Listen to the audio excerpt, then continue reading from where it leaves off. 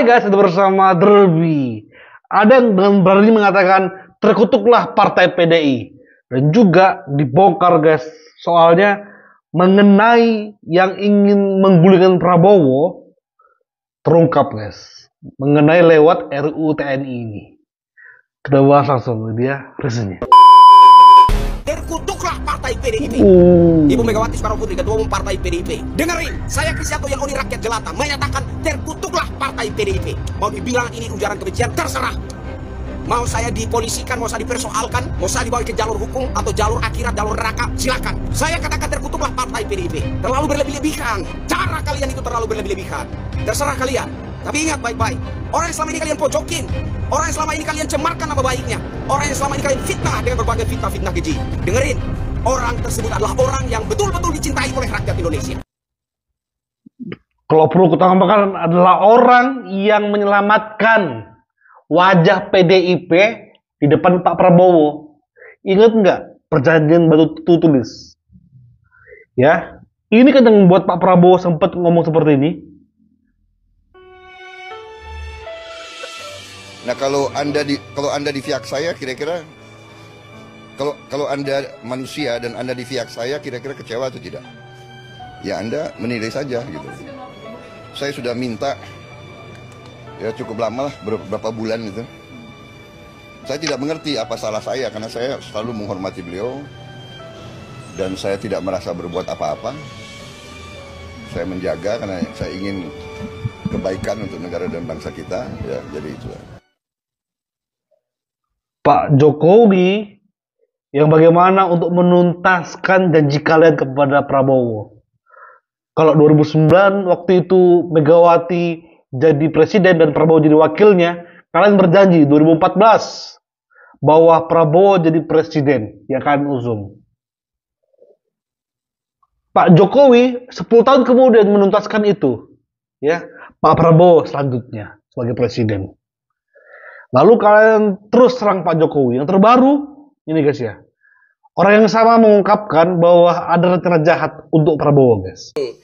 Saya ingin sedikit mengulas kembali. Kemarin saya berbicara tentang pihak yang menginisiasi RUU TNI. Kemudian yang juga mengakomodasi pergerakan untuk aksi demo penolakan terhadap RUU TNI. Kemarin saya katakan bahwa itu sebenarnya dilakukan oleh pihak yang satu saja begitu. Bukan ada dua pihak di situ. Bukan ada pihak yang menginisiasi RUU TNI, kemudian ada pihak lain yang berseberangan dengan itu mengakomodasi pergerakan untuk menolak RUU TNI. Tidak begitu.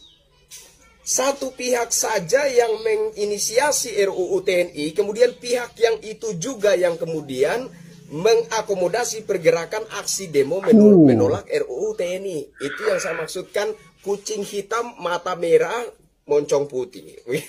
Kemarin saya katakan bahwa sebenarnya penolakan terhadap RUU TNI ini sudah direncanakan jauh-jauh hari, bukan baru terjadi atau terjadi secara mendadak, tidak. Itu semacam proyek yang sudah dimulai bahkan sejak masa-masa kampanye Pilpres 2024. Coba saudara-saudara lihat, isu apa saja yang mereka mainkan, isu apa saja yang digoreng dalam pergerakan tolak RUU TNI.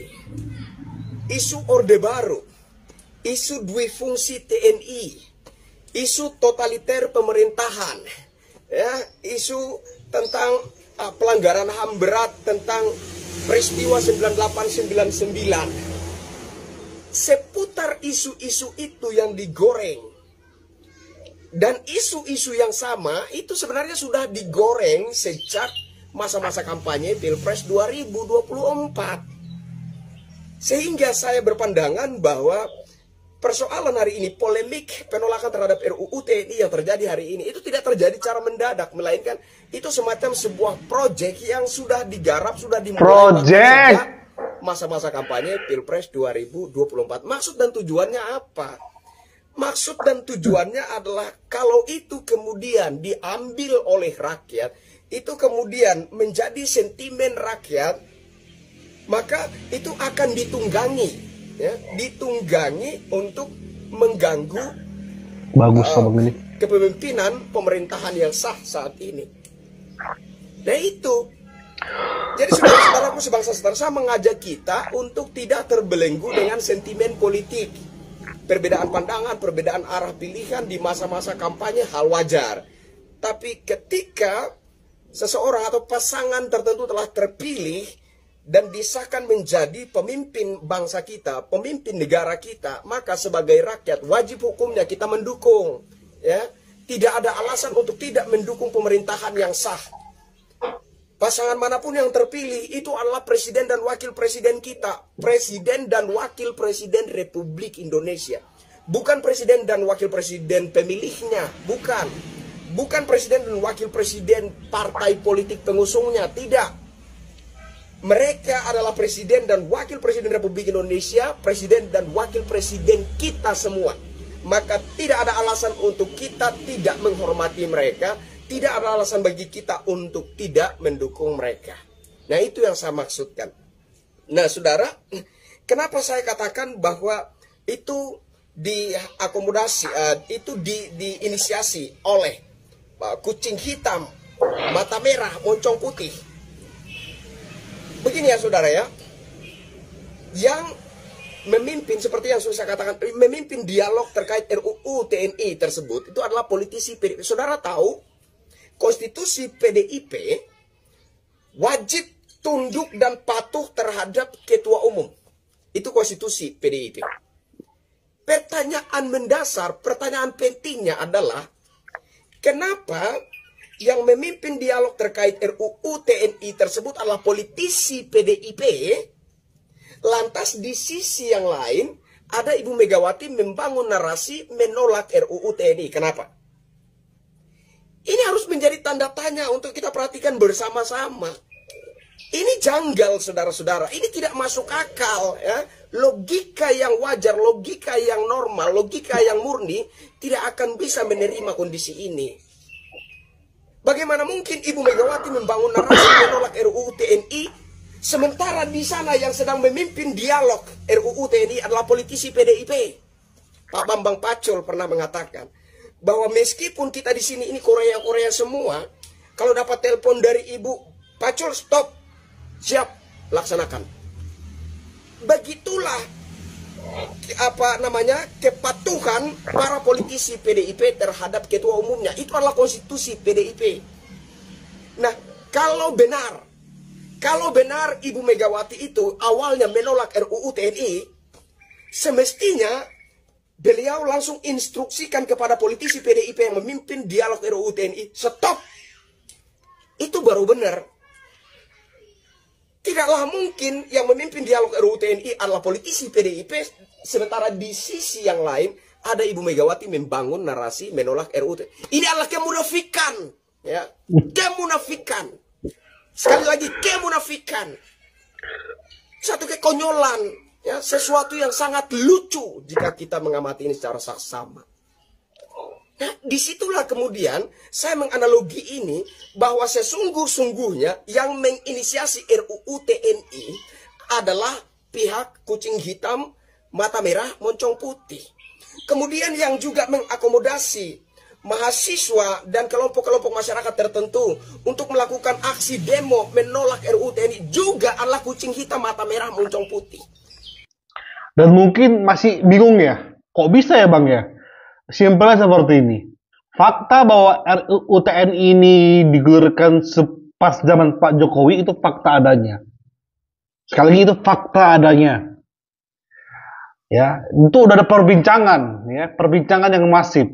Tapi kok tiba-tiba ada masyarakat siswa bahkan, yang mereka harusnya cerdas memahami bahwa pasal-pasal mana aja yang diubah, lalu tetap terjadi demo. Kalau itu bukan ada yang menginisiasi, siapa lagi? Mahasiswanya kan cerdas, paham kan. Sementara yang pada kenyataannya yang diubah itu enggak mutlak menyeluruh, bukan. Yang dulu fungsi ABRI itu sudah pasti digugurkan, nggak akan terjadi lagi. Itu fakta-faktanya. Yang paling Mencolok ya paling usia pensiun saja yang paling kontras. Selebih-selebihnya itu hanya penamaan-penamaan dikit. Bukan menjadikan bahwa fungsi TNI itu ada dua, bukan. Tapi kan ini kan yang membuat mahasiswa tetap bergerak, tetap demo, bahkan rusuh di Surabaya. Ya siapa lagi kalau bukan ada yang menginisiasi. Paham kan guys? Gila aja mahasiswa yang kita anggap cerdas bisa seperti itu. Kalau bukan ada yang menyuap mereka, menyogok mereka, membayar mereka, nggak mungkin mereka rela anarkis. Padahal pasal-pasalnya itu nggak merugikan banget. Oke. Tujuannya apa? Maksudnya apa? Untuk menghidupkan kembali aroma Orde Baru. Itu tujuan mereka. Framingnya maksudnya ya. Tadi bahwa ini sudah digarap bahkan sejak masa-masa kampanye Pilpres 2024. Tujuan mereka adalah menghembuskan dan menyebarluaskan hingga semerbak aroma Orde Baru, aroma totaliter pemerintahan, kengerian masa-masa kepemimpinan Presiden Soeharto, Presiden Republik Indonesia kedua. Itu yang mereka maksudkan, itu yang menjadi tujuan mereka. Sehingga masyarakat itu mulai terpengaruh, lalu terpancing, lalu ikut nimbrung dalam sentimen politik mereka, lalu bersama-sama mereka melancarkan agenda-agenda politik, mengganggu, menggoyang kepemimpinan Republik Indonesia saat ini. Yes, mengganggu. Bahkan ada tulisannya, menggulingkan Pak Prabowo dari kursi presiden. Ini berbahaya. Narasi menggulingkan Presiden Prabowo dan Gibran itu bukan hanya sekarang guys. Kemarin-kemarin itu terus narasi yang mereka lakukan. Ada demo ini, gulingkan Prabowo. Ada demo ini, gulingkan Prabowo. Semua aja tentang gulingkan Prabowo. Tapi nggak akan kena karena Prabowo langsung ambil sikap. Ingat nggak? Ternyata poin-poin yang semakin memperburuk citra Prabowo sendiri yang meminta ini jangan diubah, ini jangan diubah. Akhirnya seperti saat ini. Ini untuk kemajuan bangsa, bukan kata saya. Mahfud MD yang ngomong seperti itu. Sebenarnya clear ya. Aku kemarin nampilin Pak Mahfud MD, aku kira itu udah jadi tolak ukur kecerdasan pemahaman hukum seluruh bangsa. Tapi masih ada yang on loh. Masih ada yang demo, ada yang mau rusuh gitu. Tapi ini tamparan banget ya dari seorang yang aku akui dia cerdas sih. Dia ada durasi 19 menit, tapi nggak skip dan nonstop dia mengungkapkan apa yang menurut dan apa yang dia pahami. Keren. Tapi aku suka statement awal. Terkutuklah partai PDIP. Thank you guys. Bye bye.